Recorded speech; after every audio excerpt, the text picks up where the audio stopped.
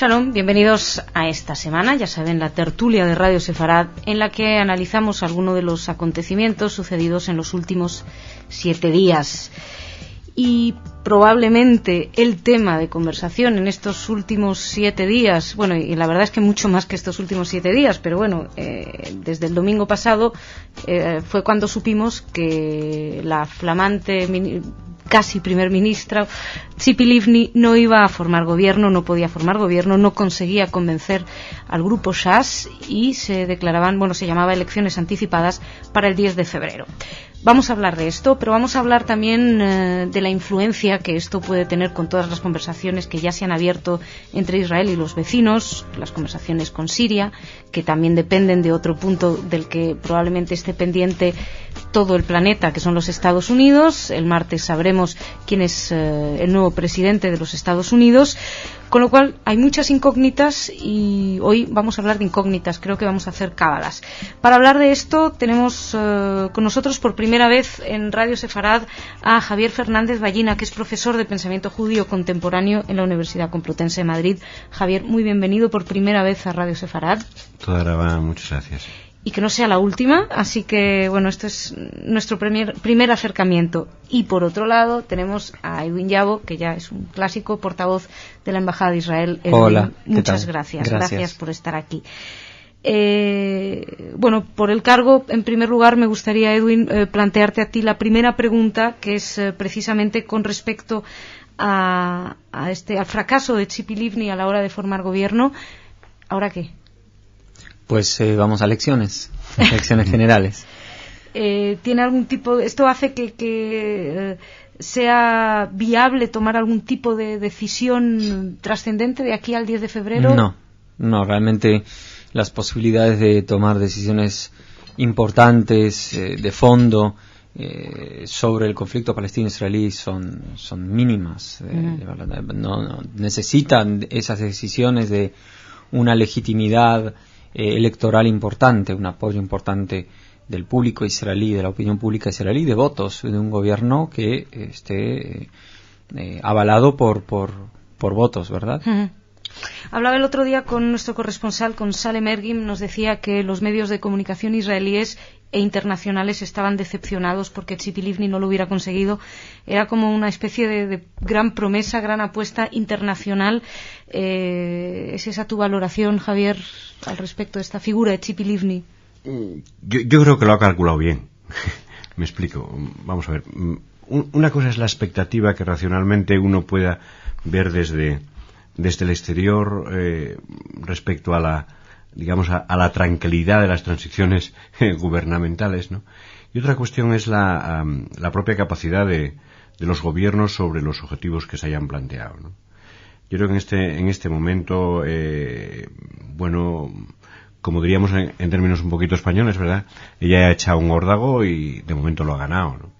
Y lo ha hecho bien, pero no es seguro que no se pudiera teóricamente haber hecho otro tipo de composición. La Knesset es muy flexible para eso, a pesar de su contradicción del sistema electoral, ¿no? Por lo tanto, no era un problema de formación de gobierno, es un problema de medio plazo, en la cual yo creo que efectivamente Israel se juega mucho en un contexto internacional que va a cambiar evidentemente en 15 días, ¿no? Si, permítame un poco jocosamente, ¿no? Si vamos a refundar el capitalismo, seguramente conseguir la paz en Israel forma parte de esa misma necesidad, ¿no? Bueno, me estoy diciéndolo con una pequeña metáfora, algo que yo creo que no es un fracaso a mi modo de ver en sentido estricto, porque es ella la que echa el órdago, ¿no? Se podía haber aceptado perfectamente, una vez más, algunas condiciones del SAS, ¿no? Uh-huh. No sería ni la primera ni la última en aceptarla, desde luego, respecto a la historia de que se han aceptado de los partidos religiosos, ¿no? Y sin embargo, yo creo que ha sido valiente. Y la prueba es que parece que los primeros sondeos electorales priman esa valentía, lo cual no es malo a mi modo de ver para el futuro de Israel. Veo que asientes, Edwin. ¿Compartes esta opinión? Sí. No es un fracaso de Tzipi Livni, es un... Pues los sondeos dicen lo contrario. Dicen que yo considero que es frente a los casos y acusaciones de corrupción consecutivas de distintas personalidades del gobierno israelí en los últimos años, el hecho aparente y así expresado de que Tzipi Livni no quisiera ceder ante las demandas económicas del partido Shas, aparentemente eso le ha valido un aumento en el apoyo de la opinión pública en general. Eso no cabe duda. Sin embargo, 3 meses en el Medio Oriente, 3 meses en Israel es un periodo muy largo y de mucha incógnita, ¿no? Media hora en Israel es un periodo largo de mucha incógnita. O sea, por si acaso, claro, estamos grabando esta tertulia el miércoles y lo van a escuchar ustedes el fin de semana.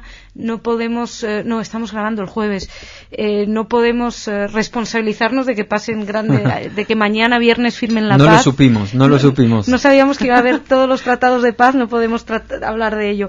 Pero, de algún modo, también, hablamos de la subida de Tzipi Livni en las encuestas, pero no hay que olvidar que está muy cerca de ella Bibi Netanyahu, que parece como también la reaparición de una figura que es curioso porque puede que haya sido uno de los primeros ministros, si no me equivoco, más polémicos, y que se fue de manera más, más con el rabo entre las piernas, y ahora, sin embargo, vuelve con muchísima fuerza. ¿Qué ocurre en Israel, os lo pregunto a los dos, para que una figura que en su momento, fue desechada, pueda volver a valer al cabo de unos años? Bueno, yo creo que el público le reconoce a Bibi Netanyahu, vastos sectores de la sociedad israelí, le reconocen a Bibi Netanyahu un buen desempeño durante su época de ministro de Finanzas, ¿no? Finanzas. Se cree que realmente sus políticas, por supuesto con el apoyo de Ariel Sharon, ¿verdad? Son las responsables de que la economía israelí hoy sea una economía fuerte, a pesar de la crisis, a pesar del conflicto y a pesar de la no solución, del no encuentro de solución de paz con los palestinos. La economía israelí es una economía muy fuerte y hay quienes le reconocen a Bibi Netanyahu ese avance que logró. Sí, a mi entender, me permitiría, decir en esta cuestión dos matices, ¿no? El primero es, lo vengo sosteniendo desde hace mucho tiempo y se lo suelo decir a mis alumnos en clase y lo he escrito recientemente. Israel es un laboratorio, además de muchas cosas, de sociedades mucho más grandes y complejas. Quiero decir, prácticamente cuando en algunas sociedades occidentales especialmente se dan algunos fenómenos, ya se han dado hace 20 años en Israel, ¿no? En este sentido, si me permite hablar con una cierta libertad, permítame comparar un momentito, desde el punto de vista simbólico, ¿no?, a Netanyahu con Berlusconi. Es decir, hay un segmento en una parte de nuestra sociedad en la que, como muy bien decía nuestro amigo, ¿no?, la eficacia se impone por encima de los valores, ¿no? La supuesta,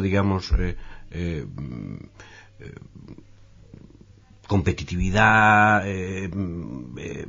valores, de desarrollo económico, etcétera, pueden compensar sin ninguna duda otras muchas contradicciones, y esto suele ser lógicamente más comprensivo en los sectores conservadores que en los sectores llamados progresistas o de derechas o de izquierdas, ¿no? Ese es un correlato justamente del premio que en este momento parece que está teniendo la señora Livni, ¿no? Vamos a ver, como usted señalaba muy bien, cuánto cuece esto y cuánto disminuye. No estoy seguro que lo que hoy es un resultado emocional sea necesariamente dentro de 3 meses, ¿no? En este momento, yo creo, la señora Livni está cogiendo un poquito del electorado laborista tradicional, sin ninguna duda. ¿Por qué? Porque Kadima se ha convertido en un partido moderado y razonablemente ha demostrado su moderación, ¿no? Lógicamente Netanyahu se favorece por la parte conservadora. Por lo tanto, las dos reflexiones me parece que explican esta especie de radiografía inmediata de Israel que, como señalaban los dos, yo creo que con muy buen acierto, puede cambiar, no creo que exageradamente, pero sí matizadamente. Yo espero una expectativa un poco mejor del Partido Laborista, un poquito más baja de Netanyahu y una consolidación de Kadima. Os hago una pregunta muy delicada y de una manera muy poco delicada, pero ¿podría llegar a decidir Hamás las próximas elecciones en Israel? Es decir, si se mantiene este alto el fuego que por ahora parece que con sus más y sus menos se cumple, la elección de los israelíes podría ir probablemente en un continuismo mayor hacia las políticas actuales, como por ejemplo lo que representa Tzipi Livni, pero en caso de que se rompiera, a lo mejor se estaría buscando una mano más dura y más fuerte, como representaría pues el Likud de Netanyahu. A mi modo de ver, depende un poquito del, como señalas muy bien, del propio escenario, ¿no? Es decir, una convulsión en ese mundo no sabemos muy bien qué puede acarrear. Quiero decir, el cese del alto el fuego, ¿no? Y una violencia continuada, digamos, iba a decirle perturbada, lógicamente perturba a las sociedades, ¿no? Con lo cual es muy difícil prever cualquier cosa anticipada. Mi impresión es que en Israel aumenta el número de personas que no solamente desea obviamente la paz, ¿no? Y la estabilidad, sino que quiere que el factor de credibilidad se incremente para poder creer aún más en ello, ¿no? Y en ese sentido yo creo que efectivamente, salvo como siempre el viejo tema, ¿no? El incremento de las contradicciones que suele operar en los mundos revolucionarios, yo creo que sería un elemento muy positivo el mantenimiento de la tregua o de tal, y la sociedad israelí yo creo que podría saber asumir algún daño colateral que espero y deseo lógicamente que no se produzca en ningún caso. Sí, yo creo que siempre la situación de coyuntura puede tener alguna influencia, más en época de elecciones y más teniendo en cuenta que los jugadores y los competidores son expertos políticos, ¿no? De poder aprovechar o no toda situación para poder ganar votos y puntos. Pero no creo, no, por lo menos no se vislumbra en estos momentos algo que cambie. Sería un cambio anecdótico, pero no un cambio de fondo estratégico. Creo que el último cambio de fondo estratégico fue la segunda intifada de Yasser Arafat. Él es el que movió y rediseñó el mapa político israelí, terminando con las derecha e izquierda israelí por completo, convirtiéndola en algo, una mezcla de ambas. La derecha israelí luego de Arafat es la que lleva a cabo las políticas de izquierdas, tradicionales de izquierdas de Israel, y la izquierda israelí adopta las percepciones sobre los árabes tradicionales de la derecha israelí, y hoy en día tenemos una mezcla de ambos, que es el partido Kadima. Kadima, eso te iba a decir, el ejemplo de esto, exactamente. Kadima, perfectamente. Pero ese es el último cambio estratégico así de fondo del mapa político israelí. No creo que ahora haya algo que lo pueda acentuar un poco hacia uno u otro lado, pero no. Bueno, lo que falta es un Arafat, en el sentido falta una sola voz, ¿no? Porque estamos hablando de los palestinos, pero realmente tenemos el famoso problema de Hamastán y Fatastán, de quién estamos hablando, porque evidentemente Haniyeh no tiene nada que ver con Mahmoud Abbas.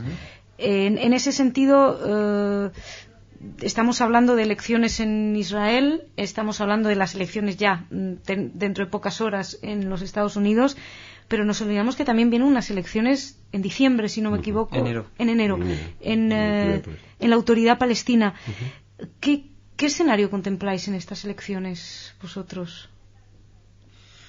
Bueno, la primera gran pregunta es, ¿se van a concretar esas elecciones? Ese es el más intenso, que es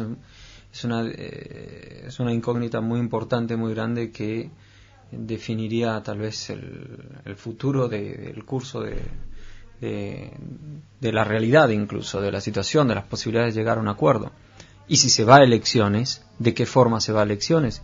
La autoridad palestina tiene que tener la fortaleza de poder demostrar un control físico sobre los territorios, sobre Judea y Samaria, sin hablar de la Franja de Gaza todavía, pero esos son los temas a tocar, teniendo en cuenta que dentro de poco supuestamente hay elecciones en la Autoridad Palestina.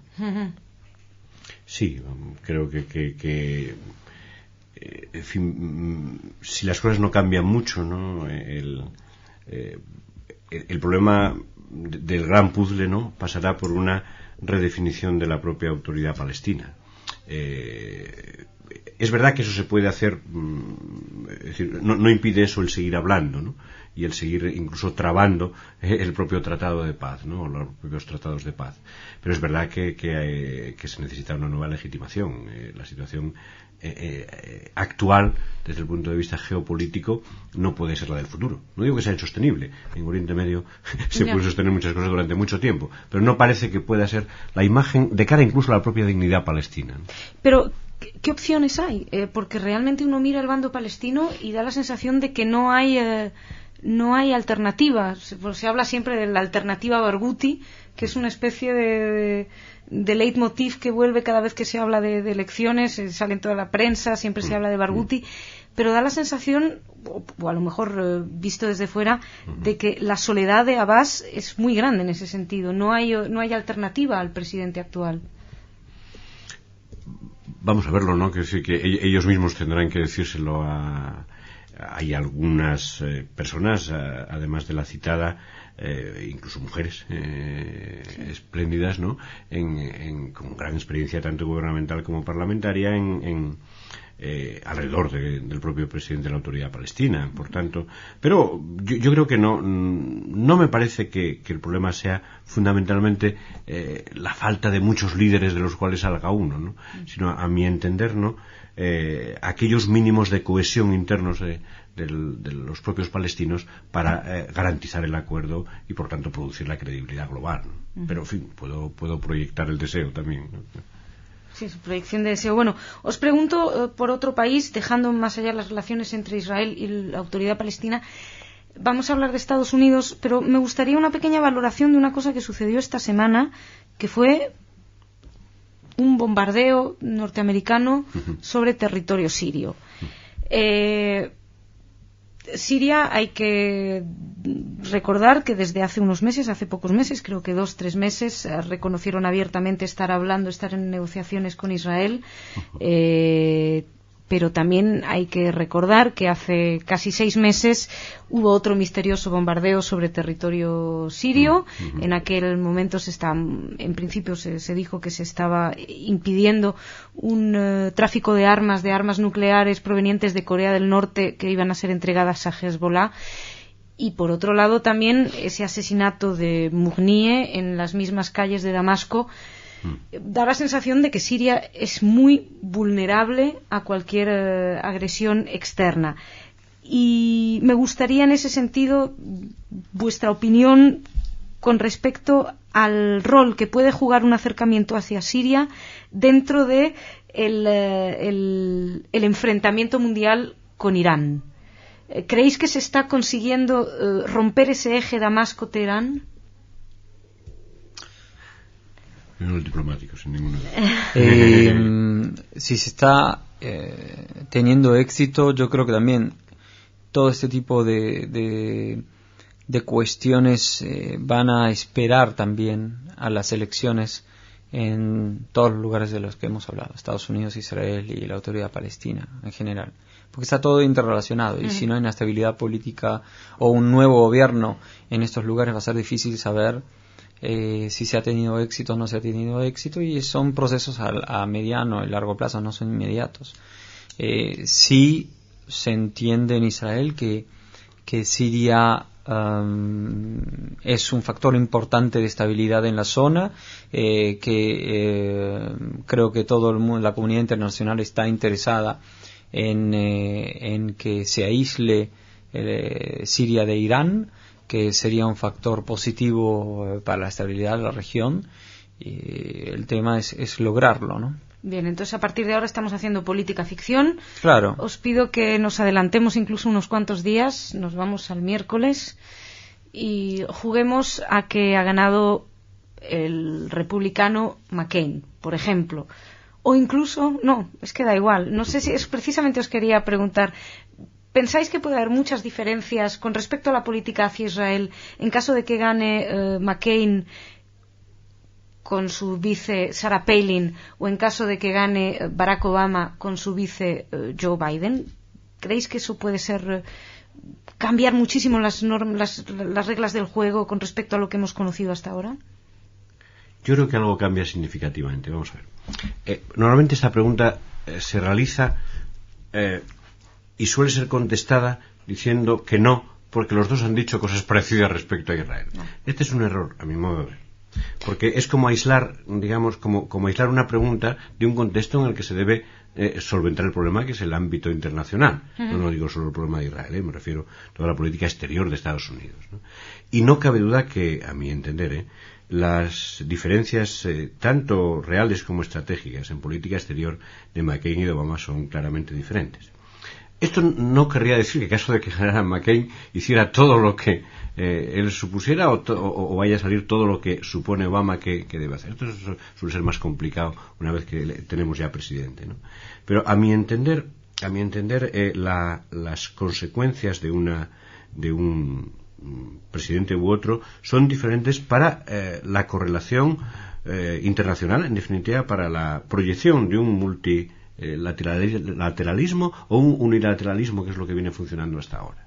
Yo creo que el primero favorece más a medio y largo plazo, que es lo que importa, a Israel y al conjunto del Oriente Medio en el contexto. McCain. No, Obama, estoy diciendo. Obama, perdón. Vamos, salvo que hayan cambiado las cosas y McCain se haya convertido en un multilateralismo que desconozco. Perdón. Por eso decía que yo creo que Obama lo garantiza en ese sentido de otra manera y a mi entender mejor, ¿no? Esto no significa que el compromiso con el mundo judío, el mundo israelí, permanezca, digamos, sustancialmente parecido en ambos candidatos, pues es evidente, ¿no? Pero creo que la perspectiva estratégica, digamos, es más favorable en el caso de Obama que en el de McCain. Pero, como usted señala muy bien, eso es un problema no del día 5, sino probablemente de después de enero, ¿no? Edwin, en tu opinión, ¿nos mantenemos a la espera antes de opinar qué cambio puede haber o qué? No, el tema de Israel en el marco de la política exterior americana va por encima del bipartidismo, las relaciones, unas relaciones estratégicas que van por encima de ese. Hay matices, sin duda, y esos matices tengan su influencia en un momento determinado, pero desde el punto de vista de Israel, las relaciones siempre se han mantenido de una forma determinada, desde el punto de vista de una alianza estratégica no formal que existe a través de presidentes republicanos o demócratas a lo largo de los últimos 20, 30 años. Eso no se ha modificado. No, de hecho, es curioso porque estaba el otro día viendo los perfiles de los candidatos y sus vicepresidentes, que a veces para política exterior pueden llegar a ser bastante más importantes, y en este caso Joe Biden, digo porque probablemente sobre quien se han levantado más sospechas de su compromiso con Israel o de su comprensión de la cuestión de Oriente Medio sobre Obama. En Internet han llovido campañas difamatorias contra él. Sin embargo, Joe Biden se puede decir que es una persona conocedora de Oriente Medio, de los conflictos, y por ejemplo en el tema de Irán ha sido bastante categórico y siempre ha optado por aumentar los castigos, iba a decir, ¿cómo se llama? Aumentar las sanciones. Las sanciones. En ese sentido, no es de temer, ¿verdad? El cambio, dice. Sí, que llegara Obama, ¿no? Digo porque realmente ha corrido un poco de pánico en ciertos sectores. El multilateralismo, por ejemplo. Yo no creo que implique una diferencia básica en cómo percibes. Yo no creo que Estados Unidos se convierta en otra cosa, en el sentido de que perciba de otra forma el uso de la fuerza en el marco de la comunidad internacional o en sus relaciones internacionales y las modifique de fondo a otra cosa o le ponga otro nombre. No creo realmente. Creo que el multilateralismo... Lo ha dicho expresamente, ¿no? ¿Qué? Digo que ha dicho lo que usted señala, lo ha dicho expresamente refiriéndose a Israel. Claro. Va a cambiar el compromiso explícito de Estados Unidos con Israel, ¿no? Y hay que ver también qué pasa una vez que, si es que el multilateralismo, digamos, surge en forma verdadera, ¿cuál sería la respuesta después del mundo? Es decir, porque el multilateralismo conlleva responsabilidades que habría que ver si los demás van a querer asumir luego de haberlas solicitado durante los años de Bush. Pero vamos a ver, porque el multilateralismo es, bueno, si hay que intervenir en un momento determinado con fuerzas, bueno, yo pongo 2 tanques, ¿cuántos pones tú? Y tal vez vamos a estar viendo entonces añoranzas de de la época en que se podía protestar desde la oposición sin la responsabilidad de estar en el mundo multilateral. Es más fácil estar en el mundo unilateral de Estados Unidos y protestar a que estar en el multilateral y tener que mandar tanques también. No, sin ninguna duda, yo estoy con ustedes, más complejo el mundo multilateral, ¿no? Por definición. Pero, aparte de más justo o más cercano a una ética de la dignidad de los pueblos, desde mi punto de vista, tiene también otra ventaja, y es que algunos de los errores que se han cometido en los últimos 10 años podrían haberse evitado. Y esos han sido suficientemente graves como para que, si es posible, no se repitan nunca más, ¿no? Me refiero a Irak. Sí. Es decir, no hay ninguna persona hoy sensata en el arco, en el gran y amplio arco de las posiciones políticas occidentales, ¿no? Incluido obviamente Israel, ¿no? Que pueda explicitar que era una estrategia adecuada, ¿no? Sí. Y no me meto en culpabilidades específicas de personas, me refiero a la estrategia. Ahí es ese mundo unilateral es el que creo que sí, que a mi entender quiere abandonar Obama, y yo personalmente estoy de acuerdo, ¿no?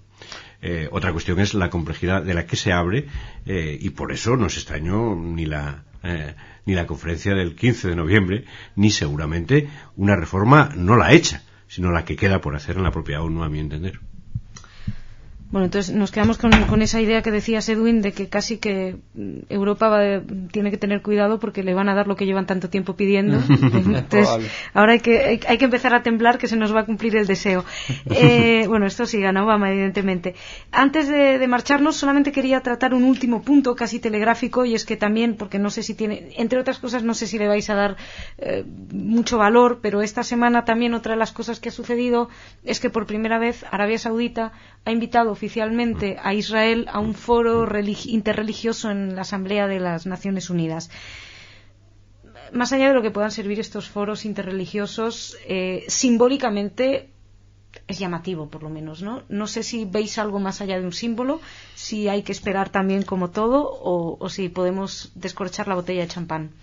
No es la primera vez que Israel está, y por supuesto los sectores religiosos de Israel y del mundo judío. No, rabinos sí habían ido de hecho vinieron aquí a Madrid a una conferencia. La Liga Árabe ya ha patrocinado. Pero Israel oficialmente como país es la primera vez. Tiene usted razón, ¿no? Y esto es consecuencia, a mi entender, del propio paso estratégico que dio Arabia Saudí patrocinando la propia la propia iniciativa árabe sobre Palestina y sobre el incremento de las... Anápolis, sí. Exacto. Y a mí eso me parece muy importante. Eso no quita que esta estrategia de Arabia esté motivada también por el temor y el recelo. Es decir, no olvidemos que Irán está ahí, por tanto, nada es neutral, y me refiero en ningún sentido, no solo político, sino económico, como usted puede comprender perfectamente, o podemos todos comprender perfectamente. En todo caso, es preferible siempre estar en una mesa, y que lo patrocine nada menos que Arabia Saudí, a mí solo puede alegrarme, ¿no? Por supuesto, muy positivo. No hay otra forma de verlo. Bien. Sí. Así que no la descorchamos del todo la botella, pero empezamos a buscar una falta botella. Mucho todavía. Pero empecemos a buscarla para tenerla en el refrigerador. Ojalá. Bien fresquita cuando llegue el momento. Javier Fernández Ballina, Edwin Llavo, muchísimas gracias. Gracias. Una semana más. A ustedes también, señores, muchas gracias por estar ahí. Shabbat Shalom, que pasen un buen fin de semana. Seguimos en Radio Sefarad con una amplia propuesta y oferta para ustedes, así que investiguen, que hay mucho por escuchar todavía. Gracias.